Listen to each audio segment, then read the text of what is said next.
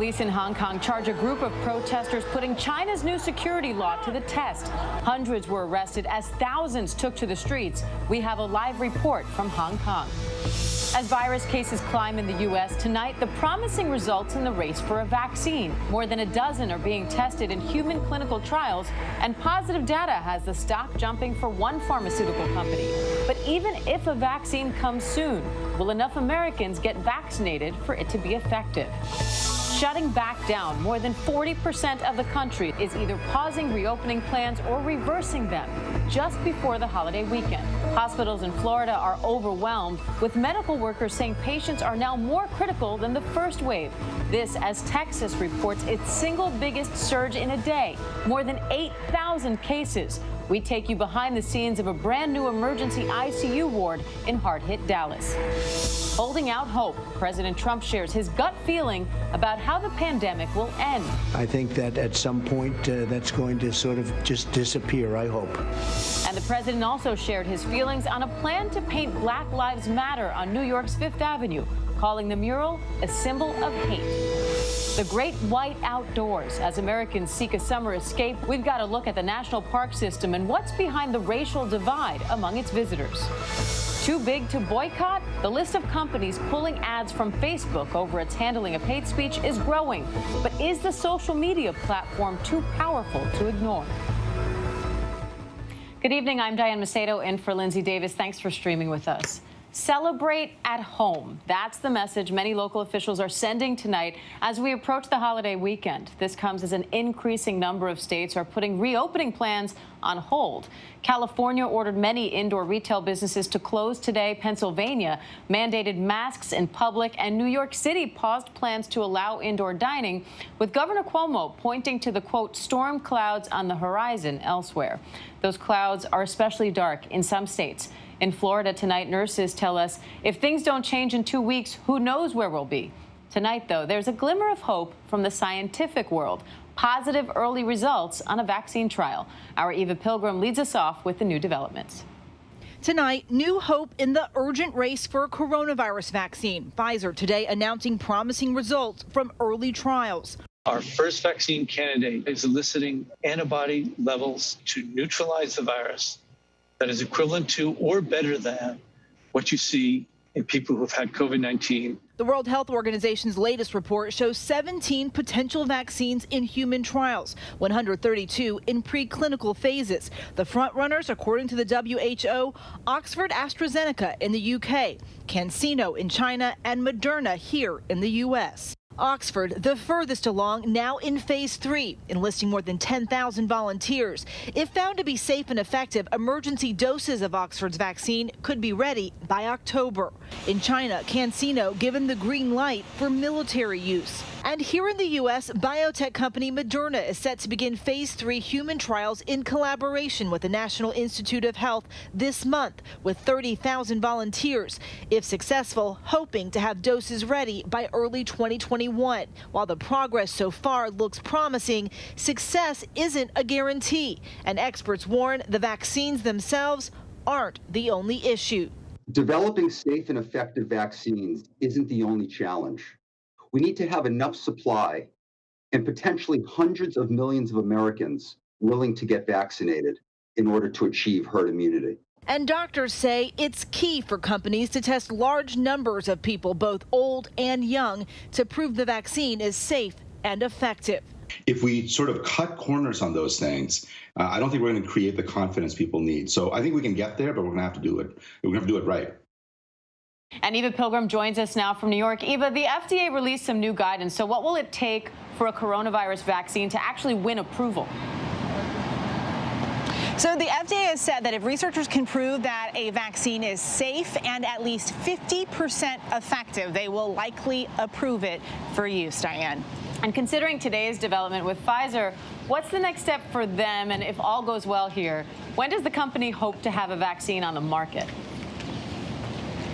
So this data that Pfizer put out today is company-provided data. It hasn't been peer-reviewed yet. They are waiting at this point for the green light to move into the next phase of trials, larger trials. They're hoping that that can begin as early as later this month with as many as 30,000 volunteers participating. But their goal all along has remained the same. They're hoping to have a safe vaccine by 2021. Diane? All right, 2021. Fingers crossed. Eva Pilgrim from New York. Thanks, Eva. And now to some of the discouraging signs around the country. In California, more than 9,700 new cases were reported today. The governor is ordering new restrictions affecting 70% of the state's population, and hospitals say they are reaching full capacity. Our chief national correspondent, Matt Gutman, has more. Tonight, with cases in California nearing 250,000, the governor closing down parts of the state and enforcing it. We have, I think, a responsibility at the same time to go after people that are thumbing their nose. The bottom line is the spread of this virus continues at a rate that is particularly concerning. Effective immediately, bars, indoor dining, museums, wineries, movie theaters shut down in 19 counties, including Los Angeles. And a grim new milestone in California, nearly 10,000 cases in just 24 hours. In Riverside County, where ICUs are at 90% capacity, nurses on a 10-day strike, demanding more staff and PPE. And so many of the nurses here have lost patients to COVID. With a matter of hours, they're gone. You got to act fast, and you need to have the proper staff to help out. Yeah. The hospital says it follows CDC guidelines, but COVID has killed 2 of its staff, including Sally Lara, a 62-year-old grandmother of 8 who came out of retirement to work through the pandemic. We've known these people. We spend holidays with them. You know, we spend birthdays with them. And it's hard. It's hard. We want to do the job that we signed up for. Across 25 states, hospitalizations increasing. In Florida, more than half the patients are under 35. This college student got COVID after a night out with friends. We sit at a table, like just us, like we'll be fine, like we'll get a drink. To my fellow college students or anybody around our age, my best way to put it is it's not worth it. Stay home. Today, a record 8,000 cases in Texas. The state resisted locking down, then reopened quickly, something Dr. Anthony Fauci has consistently warned against. But the lieutenant governor now downplaying the state's 2,400 deaths and instead targeting Fauci. He has been wrong every time on every issue. I don't need his advice anymore. We'll listen to a lot of science, we'll listen to a lot of doctors, and Governor Abbott, myself, and other state leaders will make the decision. No thank you, Dr. Fauci. First temperature check. We get our temperatures checked about 3 times a day. But at Parkland Hospital in Dallas, where they've had to open a 3rd COVID area, one doctor telling our Marcus Moore he's facing agonizing decisions. Now I'm having to choose and have conversations about which patients I'm supposed to take care of.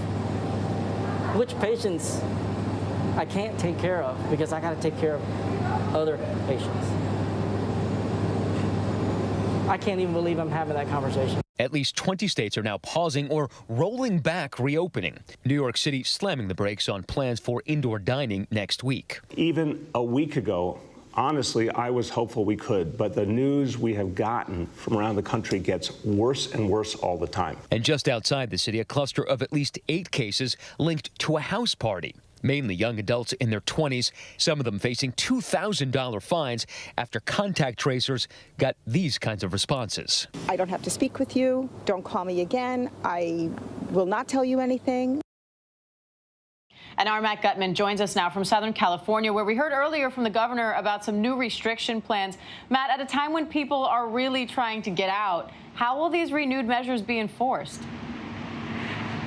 Well, the governor is talking about reprioritizing aggressive enforcement. He's talking about strike teams. You're not going to see posses or squads of armed cops patrolling the streets, pulling people's, making sure that they have their mask on. But what you are going to see is a much more coordinated effort by California state agencies, the Highway Patrol, the Consumer Affairs Department, and they are going to go out and investigate businesses that they've had complaints about. And if they deem necessary, they will strip them of their licenses. That's a big deal for those businesses. In addition to that, they're going to go after counties if they are non-compliant. It's already written into the state budget that if these counties are found to be non-compliant, they could lose state funding. And for many of these counties, that could be in the billions of dollars. So this is not to be taken lightly right now. And unfortunately, for all those people who want to get out, want to go back to the restaurants and bars, in California, at least in many other states, they're probably going to have to wait a little bit longer. Diane? All right, Matt Gutman, live from California. Thanks, Matt. And in parts of Texas, COVID infections continue to push ICUs to their limit. Just this week in Dallas, Parkland Hospital opened a third ICU ward to deal with the crisis. Our producer Jim Schultz and photojournalist Juan Renteria spent time with the doctors and nurses from the medical center who spoke out about what they are seeing on the front lines. I think what's hard about it is you never know what to expect. Every day is a little different. It's always busy. You know, to give you an idea, 4 weeks ago, I had about 50 patients admitted in my hospital. Now we're over 110. We're definitely going the wrong direction. I just worry that what's to come 2-3 weeks from now. My gut tells me we're not at the end. We're kind of at the beginning. Testing effort continues in Dallas. Pulled up to Parkland. It's about 6 o'clock. We're here, just finishing up some coffee, about to head on in. You know, coming into this unit was scary, but within the first few weeks, we all have felt very safe. Here's all the masks. So we all pick up our scrubs. We've got some booties and hair nets. We get our shield and our mask. Ready to go. You know, they've put safety at the front of everything. The process to get in and out is, you know, very rigorous. There's people watching us at all times to make sure that it's done correctly.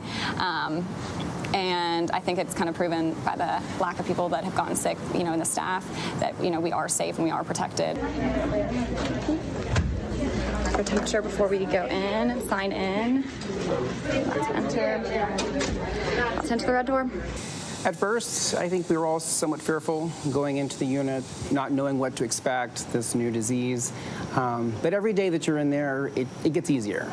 Sure, it's long hours, but honestly, I feel safer in there with the proper PPE that Parkland has supplied, and I feel safer in there than I do anywhere else. First temperature check. We get our temperatures checked about 3 times a day. We have a specialized COVID ward. We created what we call our tactical care unit here. We're very proud of our results here, but we've outgrown it. We've had to open another ward. And then yesterday we had to open a third. I never expected doing anything like this. This is unlike anything any other day of work has ever been. But, you know, it's been a cool thing to be able to be a part of and to be able to be hands-on and, you know, really helping these patients who really don't have anyone else, you know, helping them there in the hospital without family. And so I'm glad that I can be there for them in those times. Every day kind of blends into the next day, if you will. There are some days where we'll have codes or we'll have patients that just get really bad really quickly, and those days are harder than others. These patients who are spending their last days, their last, you know, weeks, months in the hospital without family, without, you know, any support from their loved ones is so hard.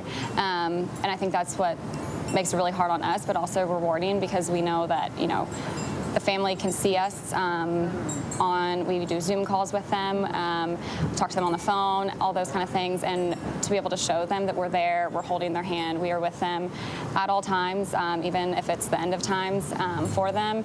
But you know, they're not alone. We are there, but it is really hard not to have their family there.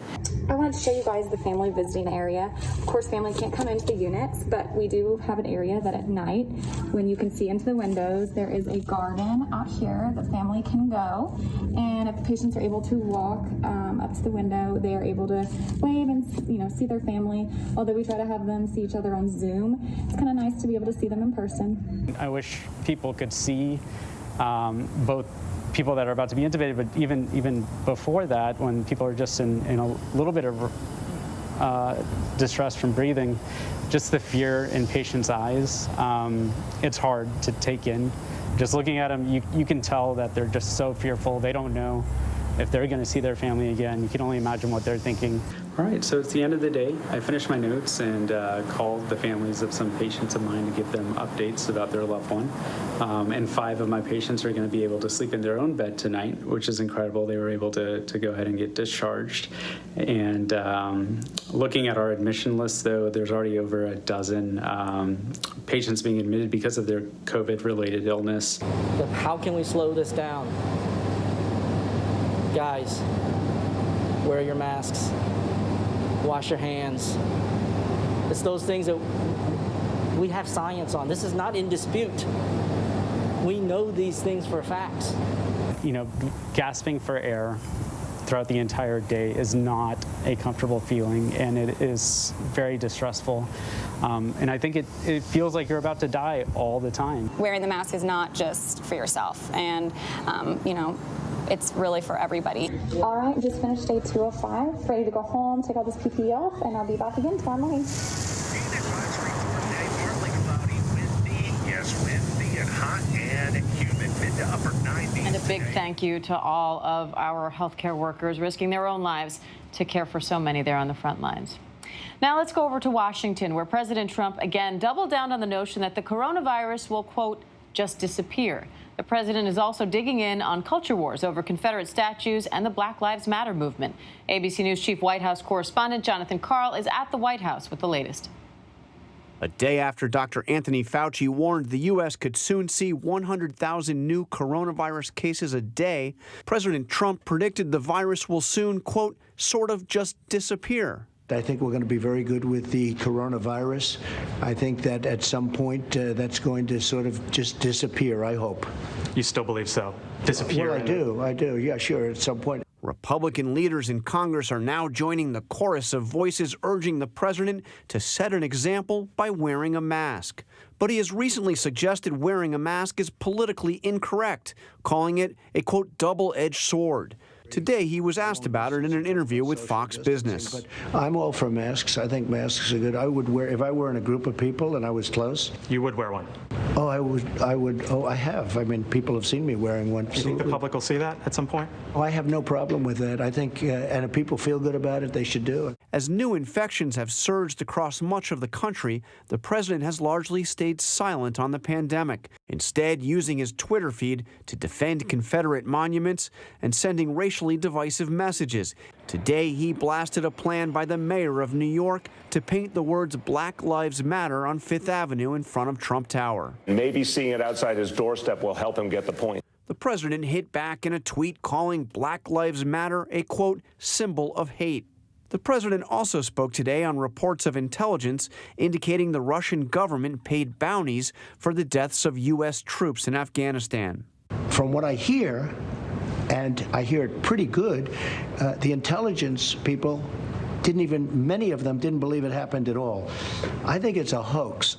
But his own national security team is not calling it a hoax, and neither are Republicans in Congress.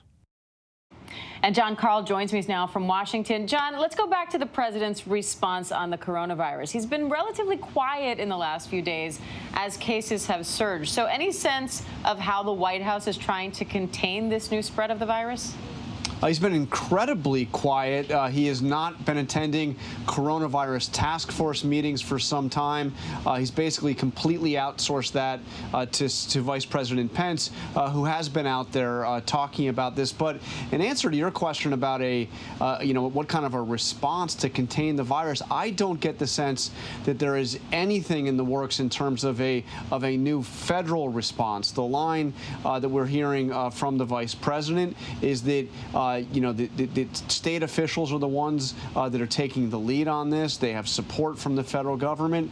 But I really don't get the sense that we're getting anywhere near back to what we saw back in March when they unveiled that effort to control the spread, flatten the curve.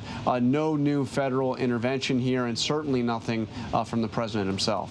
And John, you mentioned in your piece, at least on Twitter, the president seems more focused on culture wars, so to speak. So I know you wrote a piece in The Atlantic with the headline, "The Second Battle of Charlottesville," and you talk about this moment in his presidency and him enacting the lessons that he took from that experience. Can you explain how the president is enacting lessons from 2017? Well, Charlottesville was really the previous, before 2020, I think the low point of the Trump presidency. The nation was horrified to see white supremacists, neo-Nazis marching. You remember they were carrying tiki torches there at the University of Virginia, chanting the words, "Jews will not replace us." They were protesting the removal of the Confederate statues.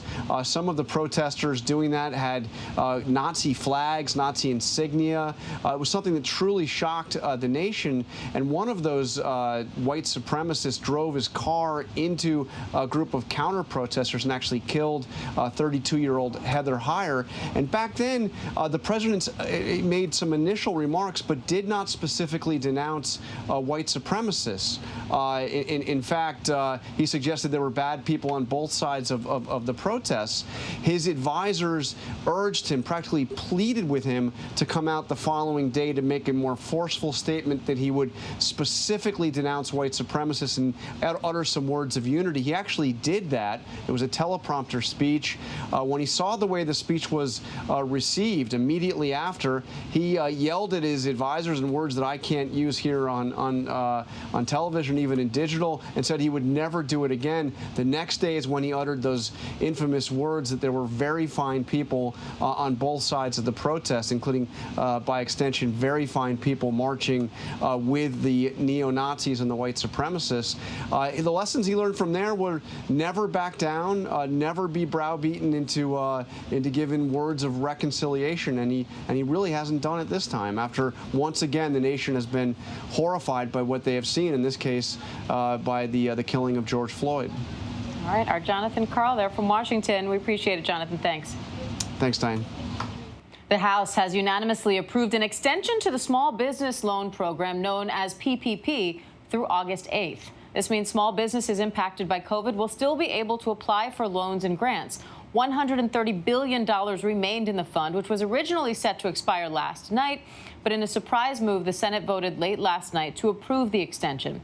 The bill now heads to the president's desk for his signature. And tonight, the White House is declaring Seattle liberated after police moved in to clear out the so-called chop zone in that city. Dozens of protesters who were occupying the area for weeks were arrested, while here in New York, police clashed with demonstrators trying to set up their own autonomous zone. ABC's Janae Norman has the latest. Oh my God. Tonight, officers in riot gear swarming Seattle's occupied protest zone.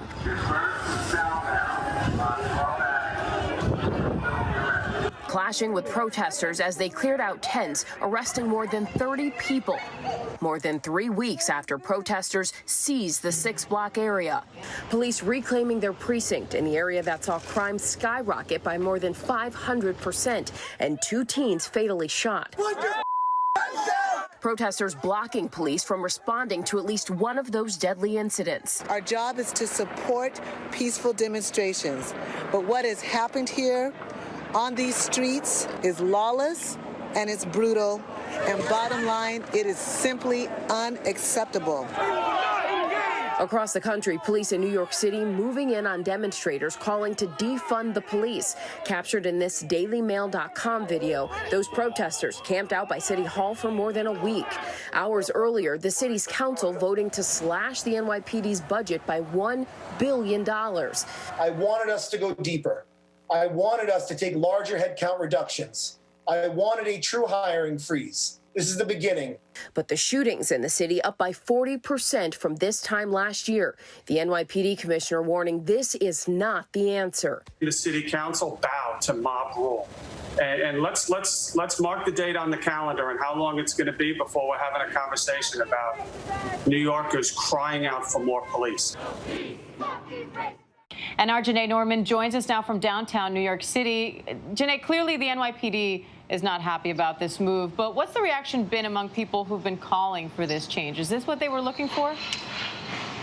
Well, Diane, it's important to point out that these cuts do not include layoffs of current officers. So some people are saying that the cuts don't go far enough, but rather just shift officers to different agencies. And you can still see this big encampment behind me. There's a sign over my shoulder that reads, "Abolish the police." Many of the protesters here feel like those cuts don't go enough, even though they did slash the NYPD's budget by $1 billion. Diane? All right, the debate continues. Janae Norman, our thanks to you.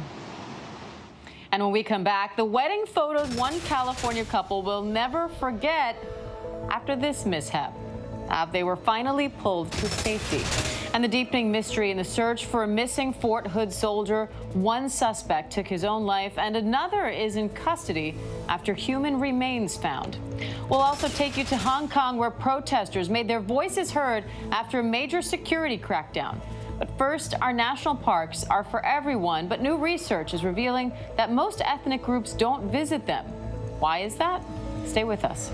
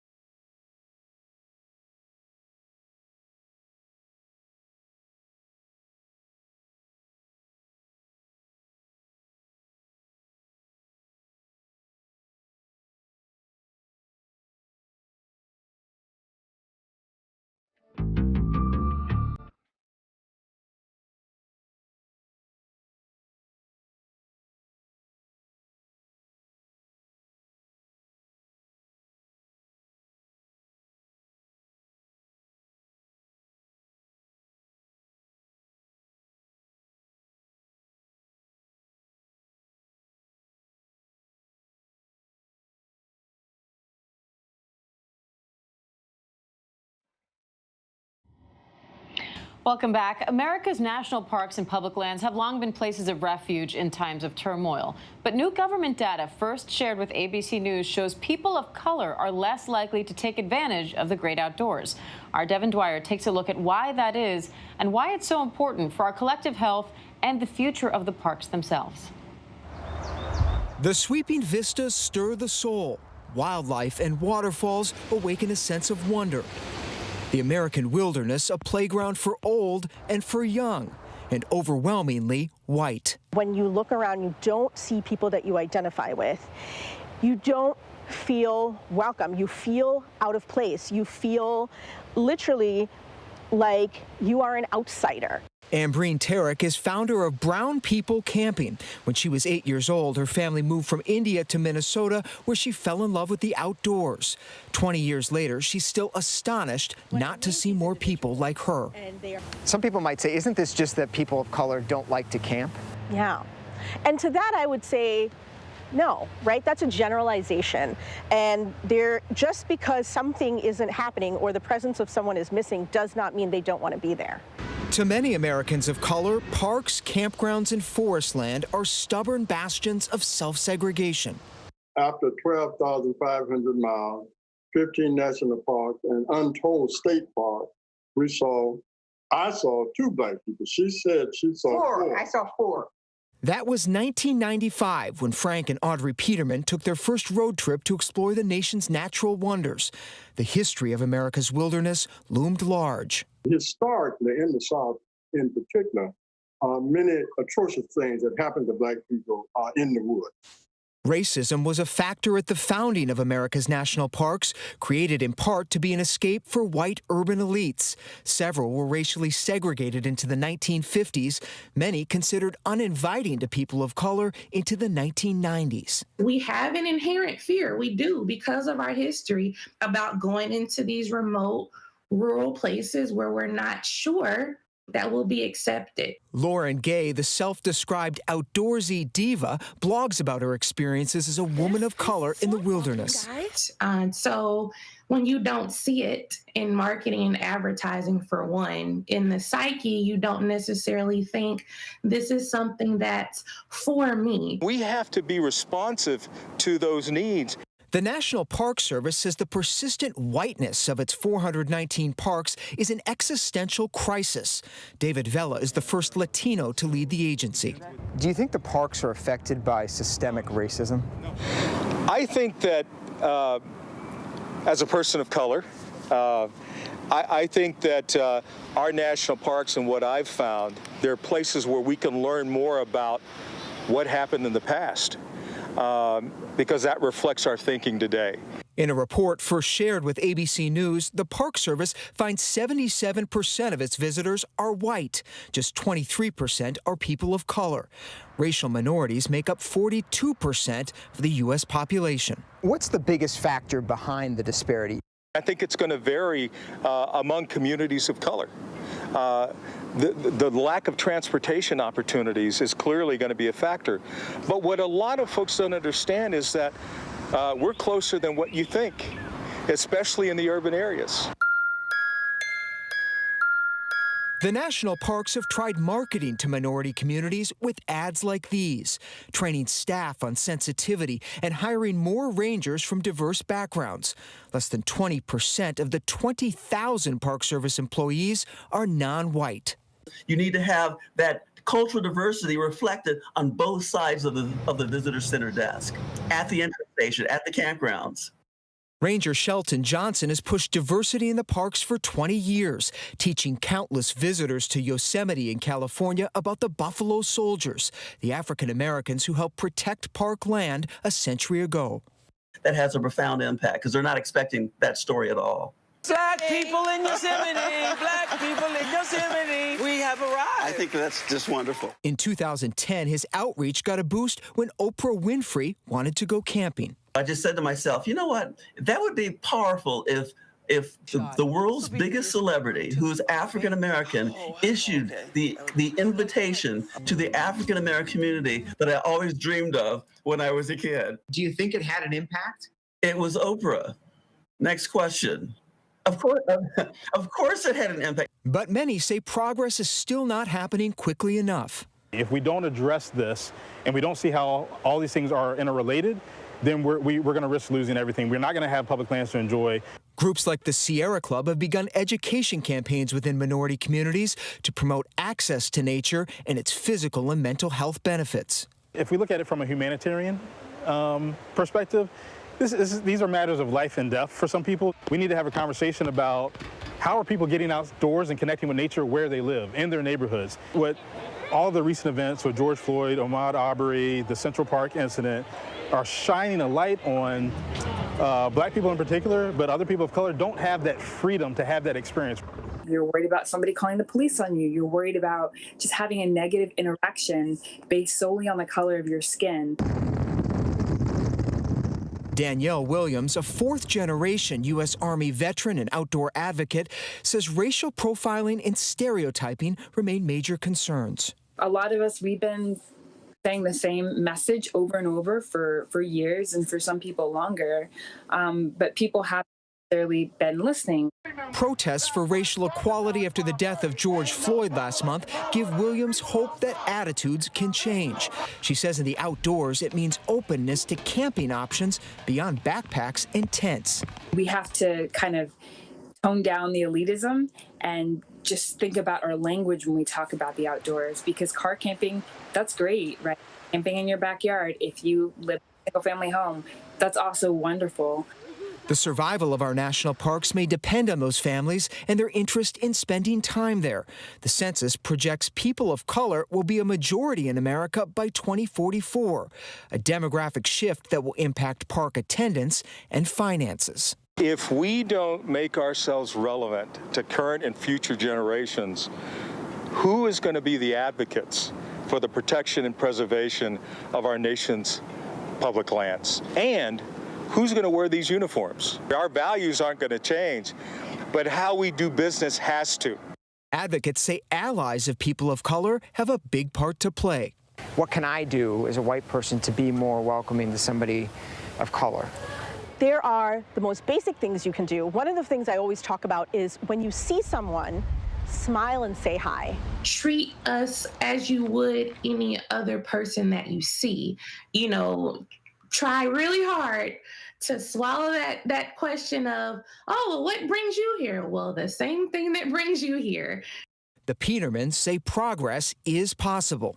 There's been a tremendous improvement, and it's largely coming from inside our communities. After visits to 185 parks in 47 states, they're optimistic more families of color will be joining them in the outdoors. They tell the story of the evolution of America. So if you want to know that story, And now there's so much confusion about the real American story. You will find them in the national parks. For ABC News Live, I'm Devin Dwyer in Rock Creek Park. Still ahead on ABC News Prime, we are tracking the flood threat in the nation's midsection and a heat wave for large swaths of the country. Plus, a federal judge strikes down a Trump administration rule preventing Central Americans from seeking asylum at our southern border. But there's news tonight on who is now doing most of the border crossings. First, our tweet of the day, one of the best or worst deals ever in sports history, depending on how you look at it.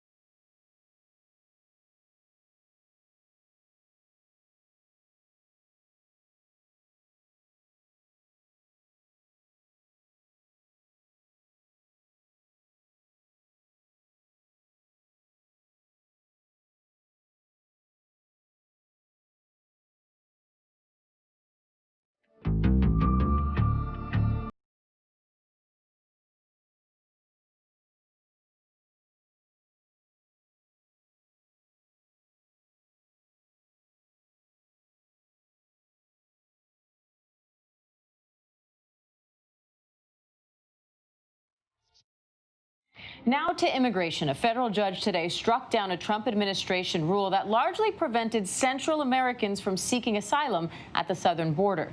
This as a new poll finds that many Americans want more, not less, immigration to the U.S. We take a closer look by the numbers. 34% of Americans want immigration to the U.S. increased, compared to only 28% who want immigration decreased, according to Gallup. This is the first time in the poll's 55-year history that Americans who favor more immigration outnumber those wanting less. The Trump administration has been restricting green cards and visas. Now the Citizenship and Immigration Services says it will furlough nearly 70% of its staff unless it gets more funding. This further backlogs the legal immigration system. Unauthorized border crossings are also down. 21,475 were recorded in May, a fraction of the 144,116 in May of 2019. The administration is sending most border crossers back, 19,707 in May, under its controversial fast-track deportation policy. And finally, we're seeing a shift in demographics. 82% of migrants apprehended at the southern border are Mexican nationals. Last year, the majority came from Central America. Still to come, the deepening mystery in the search for a missing Fort Hood soldier after one suspect takes his own life while another is in custody. Also, an update on the Elijah McClain investigation in Colorado, what the FBI is now looking into. And the ad boycott directed at some of the hate speech on Facebook continues. But what is the end goal, and what can the social media giant do? First, here are some trending stories on abcnews.com.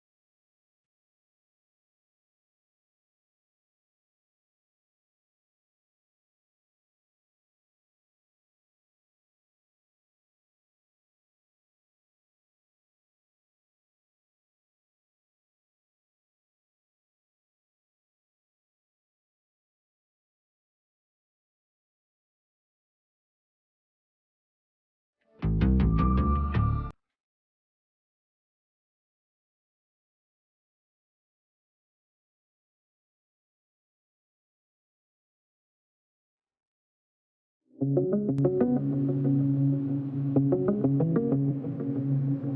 than 40,000 Americans tested positive for coronavirus in the past 24 hours. And in 14 states, new cases along with hospitalizations and deaths are also on the rise. They include California, where the governor announced new closures for indoor businesses in 19 counties. If you're not going to stay home and you're not going to wear masks in public, we have to enforce, and we will. Florida Governor Ron DeSantis cautioned people gathering in large numbers, but has not put further restrictions on businesses or beaches. You know, doing things outdoors in Florida is less risky than doing things where you're packed indoors. New York City's mayor announcing indoor dining is being postponed indefinitely to make sure cases don't rise in what was the epicenter of the country's outbreak. We cannot go ahead at this point in time with indoor dining in New York City. Look, even a week ago, honestly, I was hopeful we could, but the news we have gotten from around the country gets worse and worse all the time. In Seattle, authorities have retaken the protest-occupied zone known as CHOP, police dispersing demonstrators weeks after they took over, calling for police reforms. Our job is to support peaceful demonstrations, but what has happened here on these streets over the last few weeks that is lawless and it's brutal, and bottom line, it is simply unacceptable. Officers also made several arrests. This afternoon, the Mississippi state flag with the Confederate battle emblem lowered for the last time at the state capitol. Major League Baseball players begin training camp today ahead of a July 23rd start to the season. Baseball players will be tested regularly for COVID-19, and there are guidelines for social distancing among players and staff in dugouts, bullpens, and clubhouses. But Major League Baseball is not restricting player movements outside of the ballpark. It's July 1st, and there hasn't been baseball, so I've really been itching for it. The league says players who test positive for COVID-19 will be placed on an injured list, but the team will not identify the players who test positive. Another day of summer severe weather, widespread. Take a look at the radar from Maine all the way to Mississippi, deep into Texas. We've got some thunderstorms that have produced some big winds, 60 miles per hour in Virginia, and that line moving through Tennessee. That's got some heavy rain, flooding rain with it. Where it's not raining, it's hot. We've got warnings in Tulsa and advisories from Dallas to Shreveport to New Orleans tomorrow, and that heat expands into the holiday weekends. We could see 90s coast to coast in some of the major cities through the 4th of July. And the wedding photos one California couple will never forget.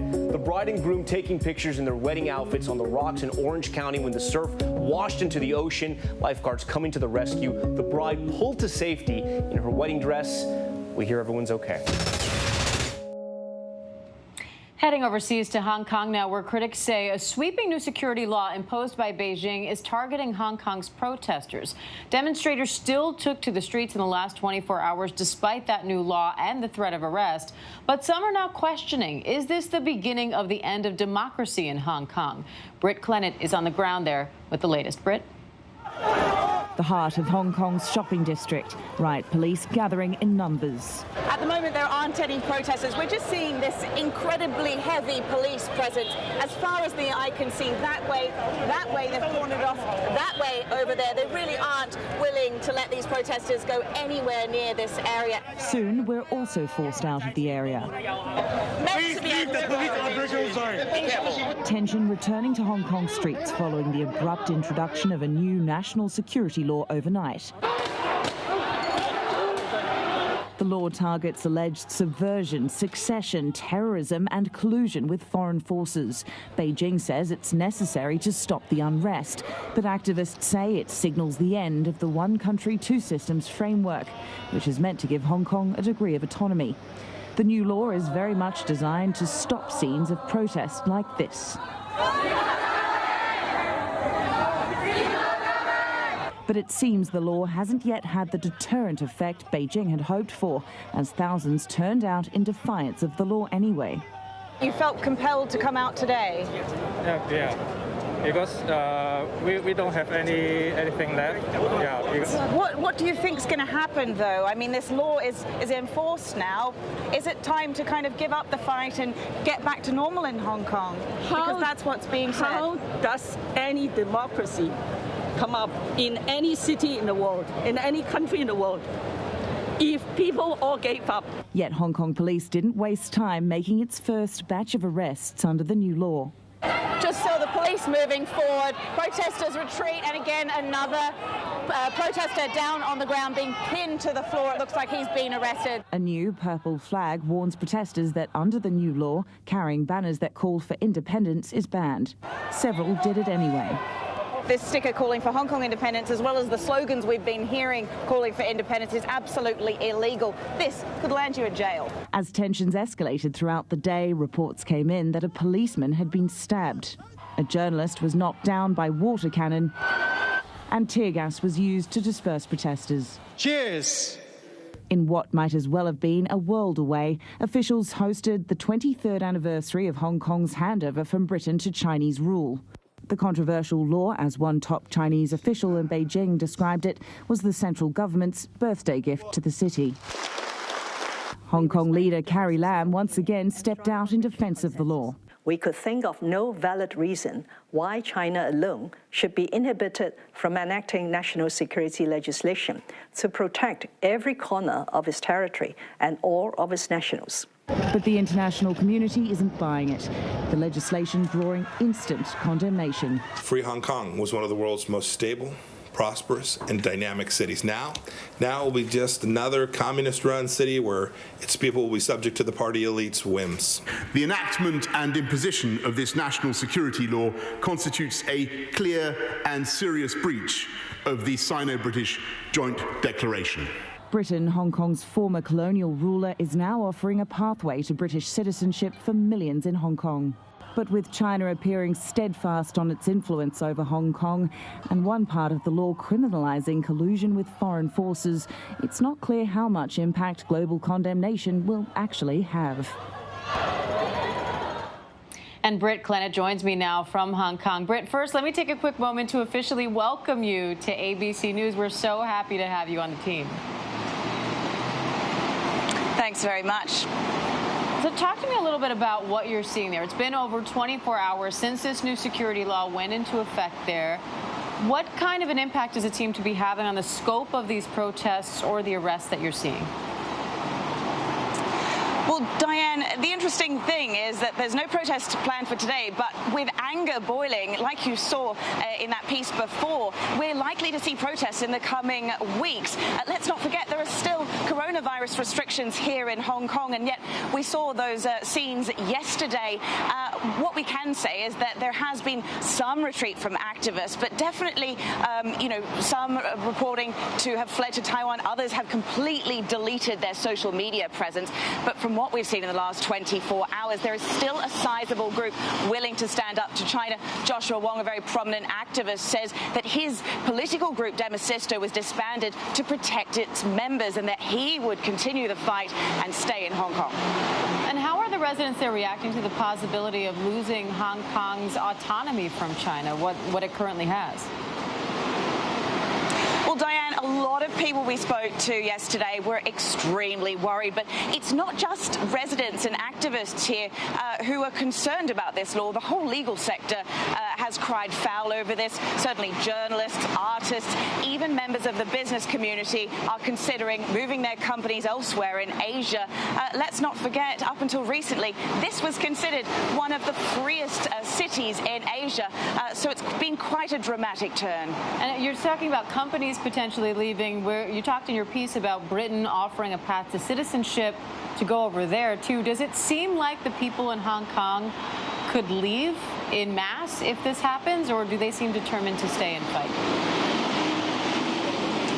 I think there's two different camps here. There's certainly indications that some are looking to move abroad, maybe Taiwan, maybe Canada, and certainly people who have British overseas national passports are weighing up that option as well. But, like I say, we have spoken to people who say they will stay in Hong Kong, they will fight on Hong Kong soil, whatever it takes. All right, Britt Clennett there from Hong Kong. Britt, welcome to the team. Thank you. And we're learning tonight that the FBI is reviewing the Elijah McClain case for a possible civil rights violation. You might remember the 23-year-old was walking home last August when he was confronted by police, seen here on body cam. Officers placed him in a chokehold before EMTs then injected him with ketamine. McClain had a heart attack in the ambulance and died a few days later. His family says he was wearing a ski mask due to a blood condition. In the video, you can hear Elijah tell police, "I can't breathe." And now to the ongoing search for a missing Fort Hood soldier. Authorities now say one suspect in the case killed himself after being confronted by police, and a second suspect is now in custody. And all of this comes a day after investigators found human remains. Adrian Bankert has that story. Tonight, the heartbroken family of Fort Hood soldier Vanessa Guillen demanding justice for the 20-year-old who's been missing since April. And I want justice! And I want answers! My family does not deserve this! Vanessa Guillen did not deserve this! The Army reveals one military suspect in Guillen's disappearance. A junior soldier, also from Fort Hood, killed himself early this morning as authorities were closing in. As officers attempted to make contact with the suspect, he produced a weapon and committed suicide by shooting himself. The Army also arresting a second suspect, a civilian woman and estranged wife of a former soldier. And the military is not yet releasing the names of those suspects. Also, identification is still pending on the partial human remains found in Bell County, Texas on Tuesday.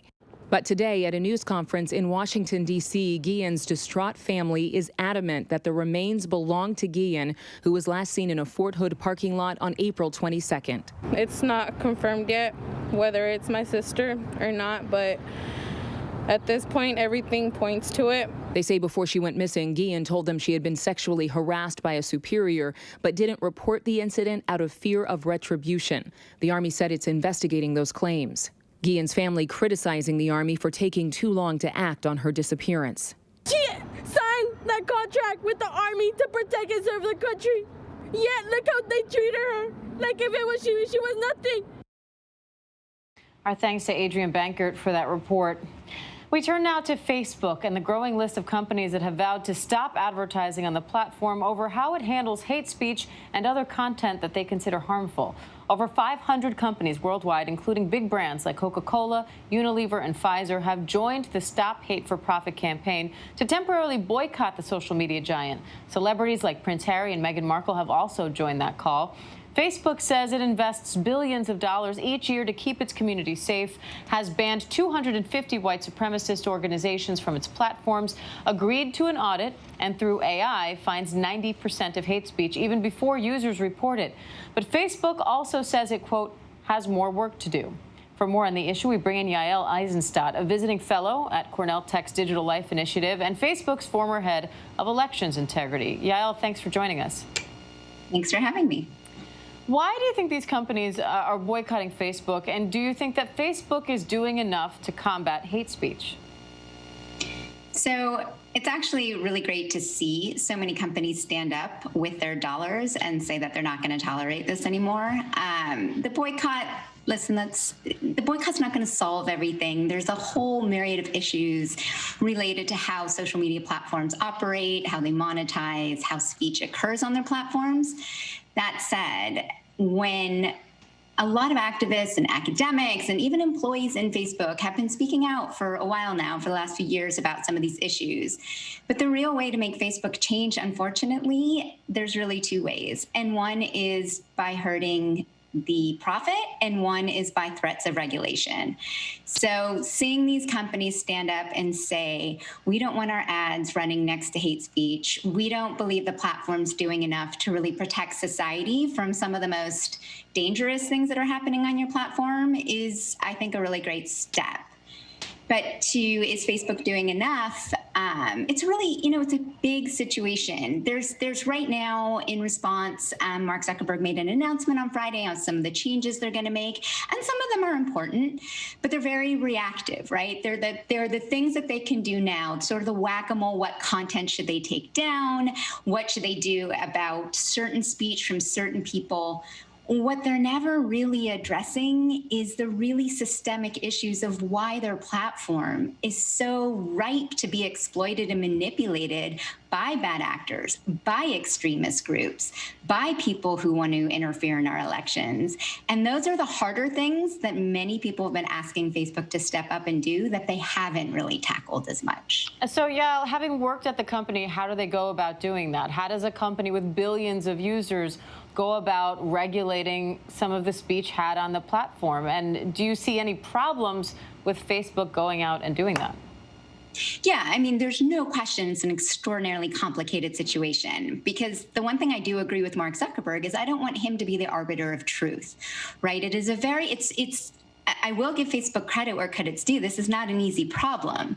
Understanding what is actually, so for me, for example, that some of the content that raised a lot of the issues a few weeks ago was also around the president talking about mail-in ballots.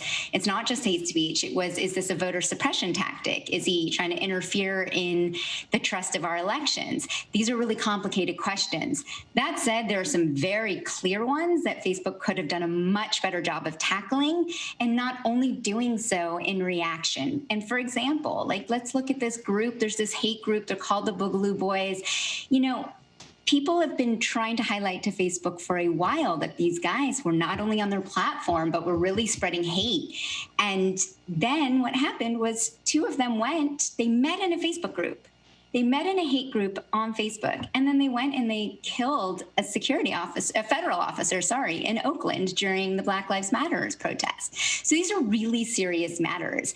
And yes, it is complicated with almost 3 billion people communicating on the platform to figure out how to regulate each piece of speech. That said, what I'm more concerned about, and a lot of people are more concerned about, is, are you amplifying this speech? Are you recommending these hate groups to people? Did these people get in the Boogaloo groups because it's what they were looking for? Or is it because you recommended the group to them? These are the bigger questions that really are contributing to this really dangerous situation that many people are really trying to hold the company accountable for. So it sounds like they'll have to take a deeper look at their algorithms and how they make those recommendations. But I also want to ask you from a legal standpoint, there's been a big debate with a lot of social media platforms claiming they are not publishers, so they are not subject to the same laws of publishers, and interfering with this speech kind of muddies that line. So where do you stand on where that line should be, and how do they tread carefully not to cross it? It's a great question. And truly, they're not a publisher in the traditional sense, right? They're not ABC News or the New York Times. They don't have to actually fact check everything that happens on their platform. But to claim that they're just a neutral platform is utter nonsense. Their algorithms curate the content. They decide what you see and what you don't see. They recommend groups to you. I know that Nick Clegg, the vice president, recently in his tour this week to explain how Facebook is doing, keeps saying they're a mirror to society. That implies that everything you see on Facebook is what you came to look for. But honestly, when you are like in a mom's group on Facebook and then an anti-vax ad is shown at you, that's not something that you are looking for necessarily. So to claim that they're just a neutral platform is also not accurate. They're curating your content. They're deciding what news you do and don't see. They're amplifying the most salacious content because that's what wins. People know that in order to keep us on your platform so that they can sell advertising, they have to really game the algorithms to get this real clickbaity, salacious content. So that's really, I know that was a lot, but there's really big issues that need to be handled. And right now they're just sort of tinkering at the margins of saying, well, we'll take down this group. And I do believe it's not good for their business to have white supremacists on their platforms. But it's also very different to say they will have a policy which will take these groups down and saying we'll change our algorithm so it no longer even recommends these groups. And that's some of the core, but also these policies that they haven't been applying them evenly. And this is why it's such a big thing. They did not apply these very same policies against the president of the United States of America. And that's where a lot of this current situation really bubbled up a few weeks ago. All right, well, Yael, you say it's a lot, and it is for sure, but it sounds like we need a lot to examine this very large issue appropriately. We so appreciate your insight. Thank you for taking the time. And before we go tonight, we want to leave you with our image of the day. A look at how people and frogs are getting back to work. In Europe, there is Kermit the Frog spotted in one of Madrid's most popular parks, waiting for someone or something. Maybe the bus, maybe Miss Piggy. It's not easy being green. That is our image of the day, and that is our show for this hour. Stay tuned to ABC News Live for more context and analysis of the day's top stories. I'm Diane Macedo. Thanks for streaming with us, everybody. Stay safe.